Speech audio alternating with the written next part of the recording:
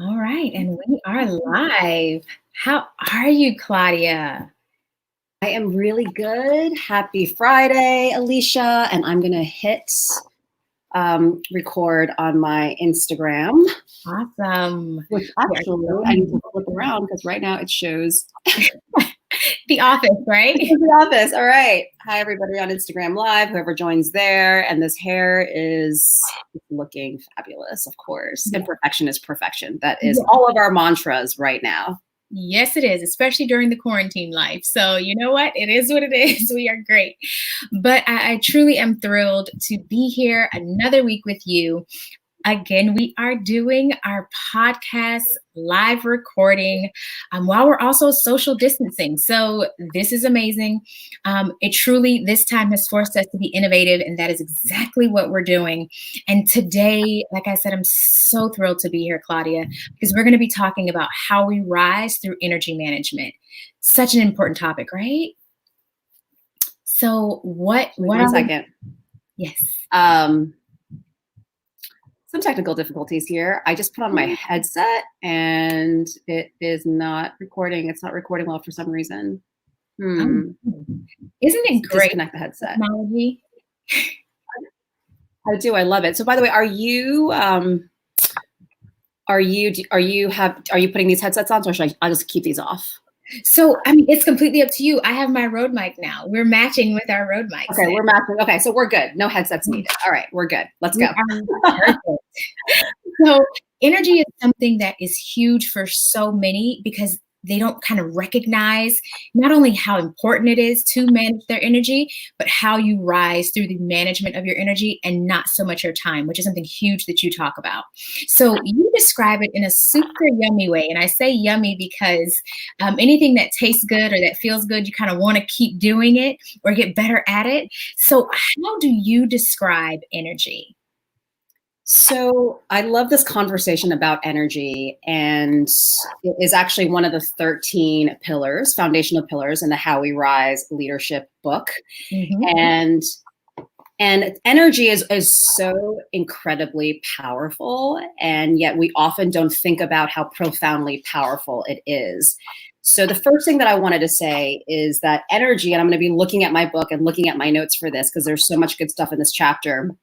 So energy is really the invisible messages exchanged between people.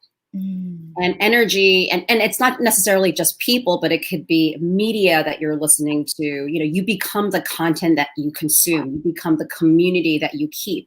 So energy is really exchange invisible messages that you are either giving, or receiving. So it's extremely important that we are all very proactive and intentional about not just managing, but leading and protecting our energy well. Yes, absolutely. Absolutely. And you just said something about not only managing, leading, but protecting our energy well, which is a huge, huge, thought when you think about it. Because when you're trying to figure out the difference between positive energies and negative energies and even the management of them, what does that look like? Like, how do you even figure out, okay, this is something that isn't so good, or this is something that I should kind of keep doing because this works? Right. And I want to share a quote as you're asking about positive, as we're talking about different kinds of energy, which is by Sanaya Roman. She's a spiritual teacher and author of Spiritual Growth. And she says, part of sensing energy is hearing the messages around you. You are like a radio that can receive many stations. And what you receive depends on what you pay attention to. And I think that is so powerful because, again, it shows how we need to really define what are the different kinds of energies that I'm being exposed to and that surrounds me. So really there are positive energies and there are negative energies. Those are the two buckets that I contain energy in. Like what is good for you and what is not so good for you. And let's talk about negative energy for a moment. So you know how there are just some people that, after you have a conversation, you walk away from either a phone call or a meeting or an interaction and you just feel exhausted or drained. Yeah. and or you feel overwhelmed, it's because we're literally taking on the energy from that person. Mhm. And we don't recognize how much that impacts us. So that's one piece of it, is there's different kinds of those negative energies. So for example, perhaps it's a family member, and the other day we had a community call. Someone had a community call on trauma and how every person has trauma. Every person has triggers, what makes us feel safe right now, what makes us feel secure, all of that stuff is being threatened. So, a family member could have anxiety and all of a sudden be putting onto you their anxiety, and that could be triggering your trauma and your area Mhm. of survival or scarcity, right? So there's certain people Mhm. that, where it is extremely, unhealthy energy that gives you anxiety. Mhm. There's also, self-absorbed energy, where there's that person who literally just consumes. They don't even ask you how you're doing. They're Mhm. just Yeah. literally spend the entire 80% of the conversation just talking about themselves and unloading to you Mhm. what they're going through, right? And so you're completely depleted after those conversations. Because it's work.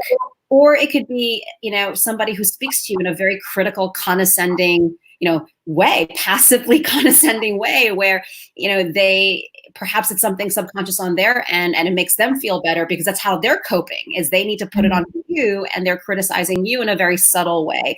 So, it could be a colleague, it could be a team member, it could be your manager, it could be a report, it could be a family member, your spouse. Mhm. We all have these, these triggers, and just to know that energy, what you are receiving from another person, and it could also be, the television, it could be also what you're listening to. So, on the radio or TV. So, Yeah. really we're getting all these messages. Messaging is coming at us. We're tuning. What station do you want to tune into? So Mhm. that's just examples of some of the sort of negative, unhealthy energies that we need to be monitoring and protecting ourselves from. Yeah, and I think it kind of is like music, depending on your mood, that determines the type of music usually you'll choose. If you want to be upbeat, you'll put on maybe some salsa or something that is super energetic, maybe some hip hop or, just something that gets your energy going. If you want to relax, you'll put on some ocean music, something to relax you. That really does determine, kind of it can shift or sway your energy or your mood. The same thing with people, and the types of places and things that you listen to, especially now, because Mhm. the energy now can be super overwhelming with all of the mania that, sometimes is, or most times nowadays is happening, like, in the news. So managing that and understanding too, and I think this is a lot of what you speak about, and identifying what your triggers are. If you know that you can't listen or be inundated with certain messaging, don't watch that news station or don't talk to that family member. Give them time frames so that you can manage, how much of yourself that you're giving. Right. And then I wanted to mention there too. So we got to protect ourselves from that energy, but then there's the positive energy. Like there's the Mm. healthy energy. There's the energy that's good for you, that's nourishing. And so that could be loving energy, that can be empowering energy, that can be nourishing energy, that could be playful energy. So for example, when I just need to let loose, like I've got two toddlers, and when you just do tickle, tickle, tickle, tickle time, and that's just sort of like something that you're doing physically, like hugs and snuggles, and that is playful energy. Get me out of my head, into my body, jumping Mhm. around, getting messy with the kids. Like that could be something that's playful, right? That we just need to like shift our state and go for that dopamine and that dosage of playful energy. Mhm. There's also, for example, my husband is, I think we all like the 5 languages of love. Some of us need words of affirmation. Some of us need acts of service.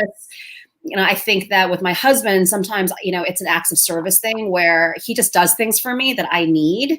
And I Mm. ask him, like, sweetie, can you just do this for me? Can you just bring me, I'm like getting up in the morning, and he's just, like there's times where I really need John in my life, and there's times that I don't also. And I need to protect myself from my spouse. But sometimes it's just literally like I need that energy where it's 8 p.m. or 9 p.m. The kids are asleep, and I just want to like lie like vegetable in bed, and or on the couch and watch Yeah. something brainless. And Mhm. just literally be connected and hold him and just have that physical connection. I don't need to talk. I don't need to do anything. I don't need to think. I just need that loving connection energy.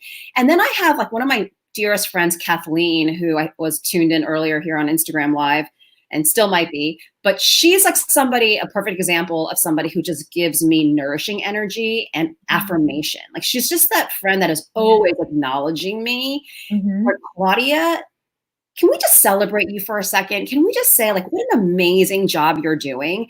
And she just sort of Yeah. does it out of nowhere. It's just her personality and it's our relationship. We give each other different things, but she's Yeah. just so good at affirming me and nourishing me just with those words of affirmation where it's always this feeling of surrender and letting go when I connect with her. So when I need that, like when I need a dosage of Kathleen, I go to Kathleen.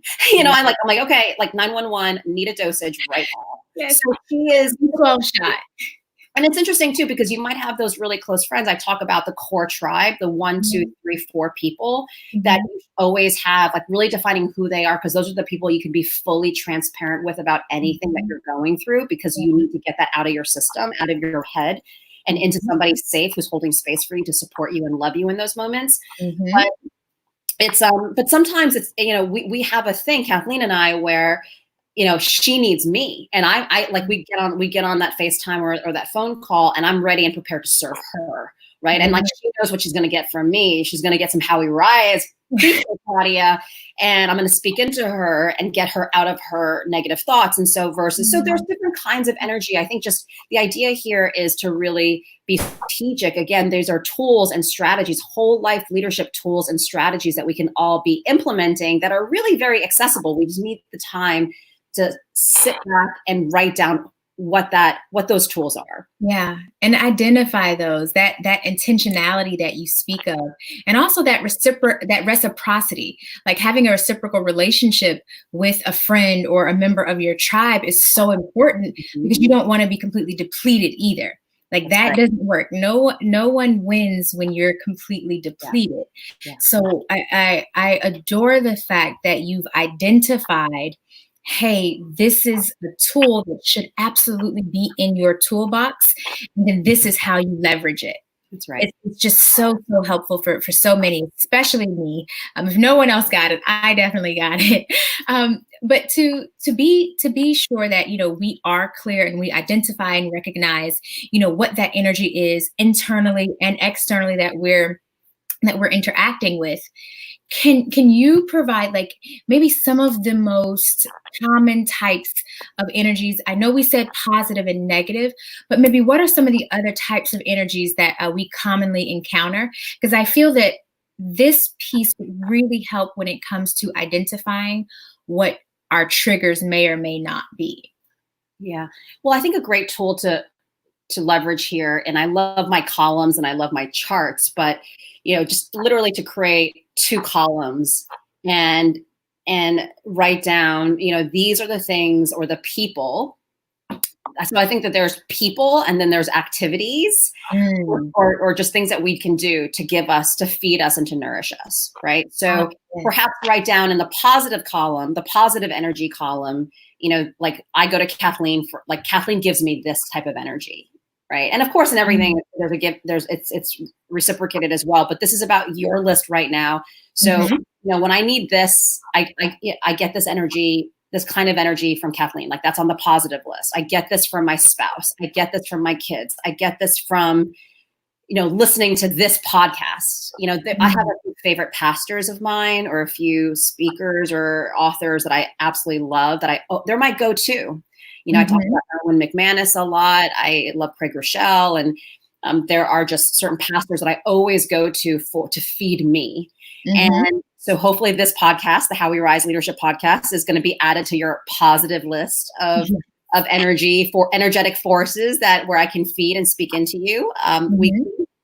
So, what are those things that you can do to give you that good energy? And, it could be also the activities could be bath, like take a warm, hot bath. We're all Mm. isolated right now. We're not we can't go to get our massage or our little pampering manicure pedicure right now for the ladies who are listening, and you know what I'm talking about. And so for me, like a hot bath with essential oils right now at nighttime is such a treat. You know, what are those little things that you can do? Like go out for a walk, you know, do a handstand. So what are those activities and what are those people that are going to give you good energy and refuel and refill your bucket? So are we, you know, we're all buckets of energy and we're getting depleted because we're serving our work, we're serving our families, we're serving keeping the house sane and normal, and, you know, like worrying about paychecks and whether or not we're all going to have jobs next month, right? Like there's a lot of uncertainty right now. And so we're depleting our energy. So that positive column of the people and the activities that you do, that fuels and fills your bucket back up.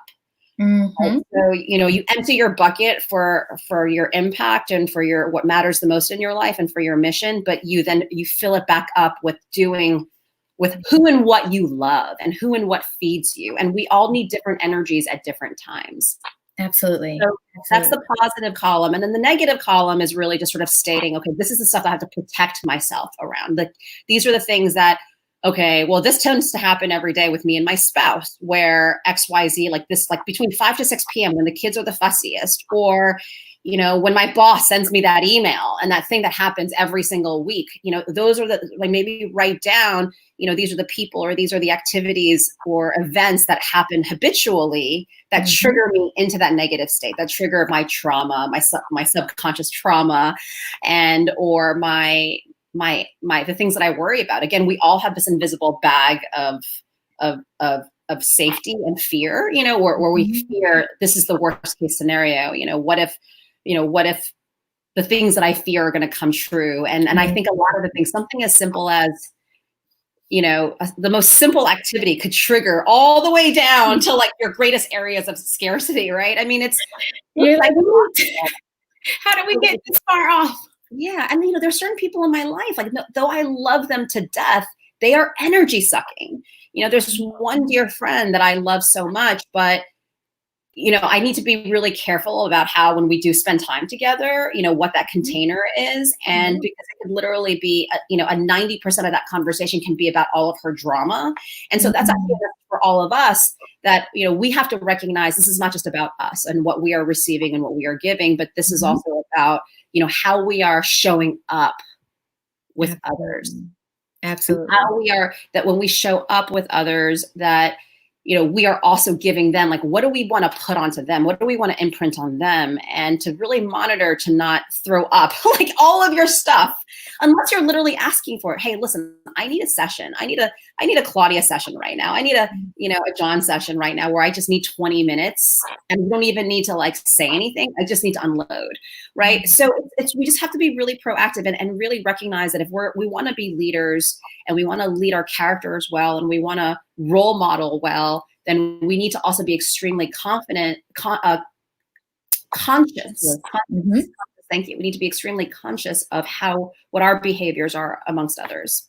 That is a gem. Like that entire portion of what you just said, those are some gems that we can, again, I'm all for. How do I implement? How do I take the knowledge and the learnings that I'm receiving and then implement those? And what you just said is, it's that conscious intentionality that is the biggest game changer when it comes to managing your energy, especially during this time, because everybody talks the talk, but how do we also walk the walk as well? Because everybody talks about it. So how do we do that? So, and this is something to write down for the books.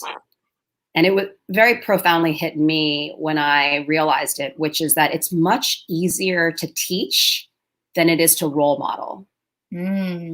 Ooh, that is a tweetable. Tweet that. And hashtag how we rise. And it is much easier to teach than it is to role model. So we actually have to model what we teach. Yes.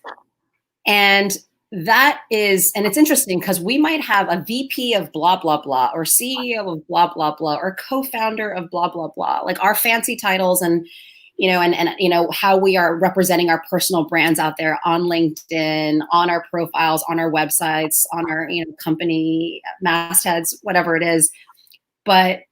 And we might show up as that person, right? We might show up like, I got to really act as my best self, my best leader right now in those contexts of work, in those contexts of doing this podcast interview and having that conversation with my colleague. But what happens behind the doors? You and I were talking about that the other day. Is that really okay that you preach this and you teach this, and yet behind the scenes, how you're showing up with your family members, or even how you treat yourself? Yes, you're not walking your talk. Mm-hmm. And at the end of the day, it's fine because nobody knows but you. But guess what? You know, at the end of the day, the authenticity of who you are, the authenticity of what you want to represent. And at the end of the day, that matters. It does. And your spirit knows it too. Your energy knows it. Your energy knows when you're not, actually exemplifying what it is you speak about. And it's like your own spirit will ping you or kind of ding you, and you'll feel that tug in your spirit, like, that's not, maybe I should make a different decision. So actually modeling what we teach, I truly do believe is something that we all can get better at because we just, we all have opportunities and areas for growth, but it is definitely something that we should all be a lot more intentional about. So now this conversation, as all of our conversations, have been just not only awe-inspiring, but just so transformative, because it really does help you think of different ways in which you can not only lead, but do and be better. Exactly. You cannot bypass energy. But what is the one message, or what is maybe the main message that you want people to walk away with from our talk today? The main message I want everyone to walk away from this episode is probably that to manage your energy more than you manage your time. Mm-hmm. That energy management matters more than time management. Mm-hmm. And energy is, if you have the right energy, and it comes to you and you're feeling good, that's when you can move mountains. That's when you can do the impossible. That's when the creativity flourishes. And there's moments where you're like, okay, today I'm going to get A, B, and C done. And you're just trying to get A done, and you have brain freeze, or your brain isn't working, and you just get frustrated with yourself, and you are hard on yourself. And that's when all the inner critic starts pouring in, and then you're like, I'm a fraud. And then all the self-sabotage, it's just this sort of downward spiral. And because I think that we all are trying to control a safety, control, and I gotta, like, this is control, this has to happen today. And so that is what I believe is throwing everybody into anxiety right now, is that they are used to having these systems in place and these boundaries and these rituals in place to actually enable them to control and manage what they need to, what they feel they need to do. And when you feel out of control, that's when you want to control more. And the truth is, that's when you need to surrender more. But that's also, that's bad energy. That is your energy chi. Like feng shui, if you think about even just acupuncture, when an acupuncturist puts a needle in you, they're basically breaking up the energy that is stuck. Like, energy needs to flow through your mind. Energy needs to flow through your body. And so you are literally physically, mentally, mindfully, and internally like stuck right now. And so that's where your energy is not flowing. And so those are the moments where you just need a time out, and you need to go out for a walk, or you need to do something to shake up your energy. And that moment is not defining you. So, but that's just a perfect example of, we all look at time management, productivity. We're all trying to deliver well for our employers right now, or for our businesses, so that we can continue to have an income and we can continue to provide for our families, right? Like, all that stuff is threatened right now. And so when we feel like we can't do that work, again, it triggers that bag of fear, that bag of safety, that bag of, our greatest worries. And so that's why it's so important that we manage energy more than we even manage our time, and that it's to really focus on energy management over time management. Yes. I want all of us to not only go into the next week focusing on managing our energy, but to make a list of, like you said, those activities, actions, people, places, or even things that help to sit in that positive energy column, and then identify the areas of opportunity or those negative energy columns that you kind of want to start to stay away from. With everything that's going on right now leading for all of us, the best thing we can do is manage our energy. And like I said, this conversation has truly been so profound. And I thank you, of course, Claudia, for allowing me to just sit and discuss and I hate to say the word, but I'm going to say the word, pick your brain about not only what you teach in your How We Rise leadership digital training course, but also in the book, the How We Rise book. Just everything that we're discussing is so prevalent and so needed and necessary right now. So I thank you for that. Thank you so much for this conversation, Alicia. Absolutely. Bye, everyone.